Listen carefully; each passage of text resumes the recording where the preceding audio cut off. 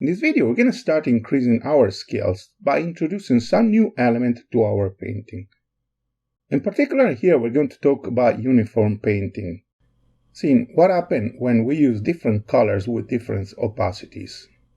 We're also going to introduce the concept of sketch, making our first one and seeing how to use it. The last thing that we're going to see is how to join stains of different colors. At the end, respect the painting we did in the last video where we were almost free to do what we want. Here we're going to start introducing some bonds. These are actually the first of many that step by step we're going to introduce in our journey to the representative and figurative painting. A representative painting, at the end, it's a bunch of different colored stains that we paint on a support and that are going to generate the perception of something real, no matter if we can or not recognize what it is. As we have started to see, the position, the size, the color, and the shape of these stains are things really difficult to control without something that tells us if we are doing right or wrong. This is why it's a good habit to start a representative painting making a sketch of what we want to do. A sketch at the end is just a group of lines that tell us where and what we can paint and where we should stop. As we have seen, we can use different things to do our sketches. Here we're going to use a yellow felty pen. As first sketch now, we're going to do something easy. So we're going to take the lid of a brush washer and use it as a template to draw a couple of circles on a canvas. But if we don't have one, we can use anything with a circular shape, for example a jar's lid. Now, by using a ruler, we're going to make some line in different direction on the canvas, and we're going to make one that crosses the left circle. At the end, we're going to make a small one right in the middle. Also in this case, we're going to use a 30 by 20 centimeter canvas. Now, we're going to prepare some oil paints on a palette. We need both light and dark colors with all the different levels of opacity. In this case, I prepared some very opaque zinc and titanium white, some very opaque Naples yellow, some transparent lemon yellow, some semi-transparent medium green and red vermilion, some transparent primary blue, some opaque cobalt blue, some semi-transparent Prussian blue, and some opaque ivory black. As always, we don't have to use exactly these colors. We can choose our own palette as far as we try to get paints of different colors and opacities. With the sketch we just did, we have split our canvas in many areas with different shapes and sizes. Now, one by one, we're going to paint them uniformly. To start, the first thing that we have to do is to pick the right brush. From now on, we're going to choose a specific type of brush for every job we have to do. So, if you don't remember them, better you rewatch first the video dedicated to the brush types and shapes. To do this job, we need a flat type. We can use both flat or bright, although the flat is probably better to fill the area and the bright, which has a shorter bristle, to paint the borders. Here, for both filling and following the sketch path, we are going to use this medium-small flat. As first, we're going to start using a transparent primary blue. We're going to start with this color because within the paints that I have, it's actually the most difficult color to use for this job, and it's going to help us to find out immediately many of the problems that we can get when we paint. Since we have to fill the whole area with a single color, it helps if we start painting the whole perimeter first. It's gonna make our job much easier. We don't know how to control the brush in a proper way yet, so it's better if we are not going to paint immediately there. but we're going to put some paint close to the border, and then, brushing slowly, we're going to move in its direction. In this way we get the feeling of what the brush is doing on the canvas, and we can adjust our brushing to follow exactly the path that we want. Our target is to reach and follow the line of the sketch, but not to cross it. If accidentally we're going to do it, it's better if we stop and using a ear stick we're going to clean immediately our mistake. Once we have completed painting the whole perimeter, we can start painting inside, and bit by bit we're going to fill the whole area. Now that we have finished, we can notice immediately that the color isn't uniform at all. This happens because when we use our brush, the pressure that we generate on the support isn't constant. We're going to have areas where we put more pressure and areas where we put less, and this turns in a not uniform paint thickness. In the area where the pressure was higher, the color is going to be thinner, normally just beside where the paint escapes under the brush push, or in the area where we have used less pressure is going to be thicker. And this normally is valid for any type of paint, but it's going to be a problem more with semi-transparent and most of all with transparent pigments, because the light is going to pass through and bounce on what it found below and gets back. So the secret to make uniform a transparent and a semi-transparent paint is to try as much as possible to make the whole color stain of the same thickness. To try to get a color layer as uniform as possible, as first we want to avoid giving complete brush strokes that go from one side to the other, because they are definitely going to have a not uniform pressure. They're going to generate a pretty weak push on the beginning and at the end, but very strong in the middle. So to do this we want to use a brush more like a spatula, keeping it always with the same part of the belly facing the support.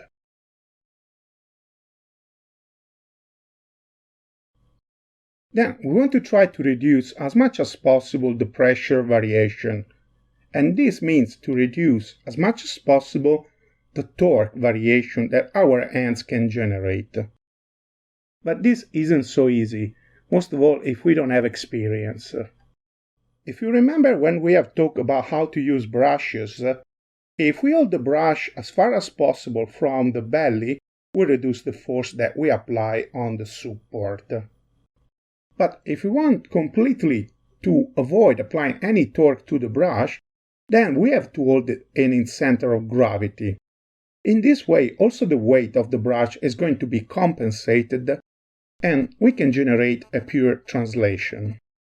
So, in both cases, to make it uniform, we're going to keep leveling the color all over the stain, moving the paint from the place where it's thicker to where it's thinner.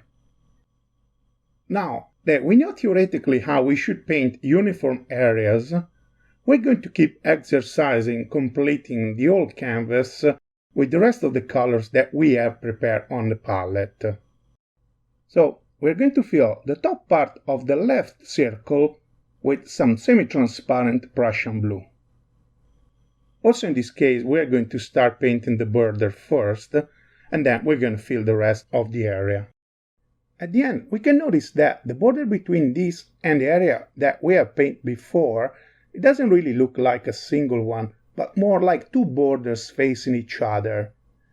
And if we move the Prussian blue close enough to the primary blue, then the connection becomes more like a very precise line. But it looks more like the Prussian blue is overlapping the primary blue, not like a connection between them. If we want to make it to become like a single border that belongs to both colors, we have to blend the two paints all over the path that connect them. So we're going to take a clean rounded brush, but not the rounded pointed. Better if it's old, with the bristle just a little bit spread. And we're going to pass it all over the border, making sure that it runs half on one color and half on the other.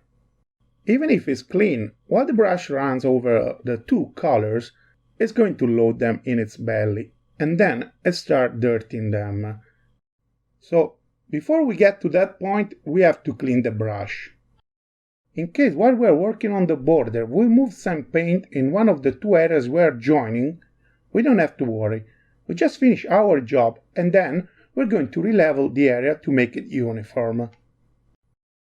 Once everything looks fine, we can go on continue filling the bottom part of the same circle, and in this case we're going to use some Naples yellow, that it's very opaque. We can see immediately that it's really easy to make it uniform. We actually don't need to do any particular job or change the way we use the brush.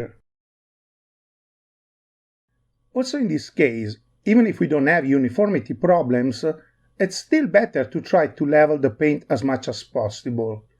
And when we have finished filling the whole area, in the same way we did before, we have to work the connection with the other colors. Now, we're going to do something that in a real painting, if we can, we should avoid. And we're going to paint here with some semi-transparent red vermilion. We should avoid this because it's going to get in contact with the primary blue. And we know already, we have seen it many times that they don't like each other. So we are aware that we're going to get some troubles when we try to work the border between them. We're going to do it anyway to see if there is a way to deal with these problems in case they happen. So, as we did before, we're going to paint as much as possible close to the border, and then we're going to fill the rest of the area. It's time now to work the borders, and as we knew already, here comes our troubles.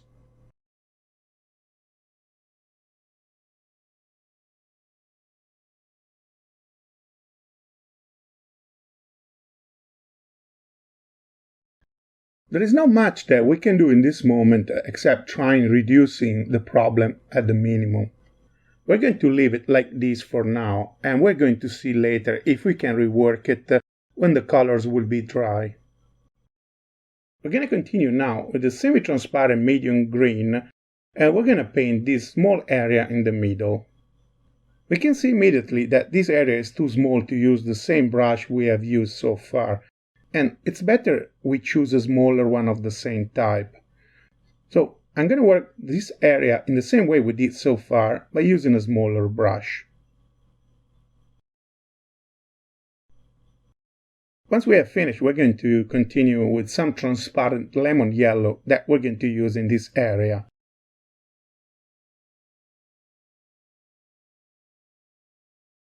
And we can see immediately that although transparent isn't so difficult to make it uniform.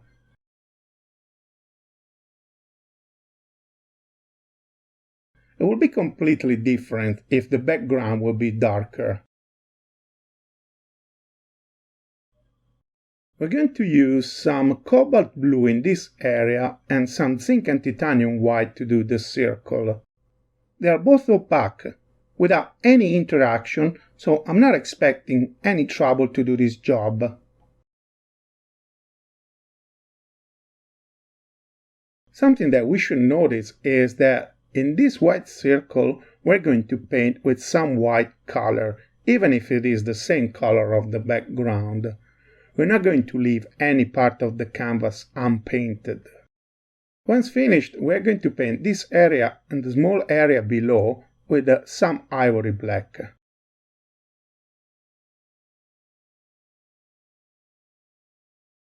To complete the exercise, we're going to finish the small area with some Naples yellow. Then we're going to fill this area with some red vermilion,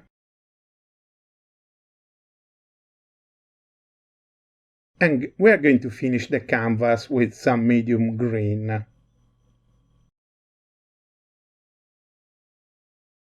We can notice that also in this case, this medium green has trouble with the red vermilion. But, as we said, we're going to try to do something later when the colors will be dry. We have completed our second exercise, trying as much as possible to respect the new bonds that we have introduced. My suggestion is, before we go on, to do some more practice with the uniform painting. The things that we have introduced here are some very important fundamentals that we're going to use a lot in the future. Before we go on, we have to point out that to do this painting, I've tried as much as possible to keep the border and the painting areas on the left of my hand, rotating the canvas every time in order to keep painting in this way. This is because I'm right-handed, and for me it's natural painting from left to right. If we are left-handed, we should do exactly the opposite and try as much as possible to keep the painting area, but most of all the borders, on the right of our painting hand. And with this last suggestion, we have concluded our introduction on the uniform painting. In the next video, we're going to start talking about blending and fading by the theoretical point of view. If you enjoyed this video, we will really appreciate if you could click on like and subscribe to our channel. It will also help us very much if you could leave a comment. Thank you for watching this video and see you in the next one.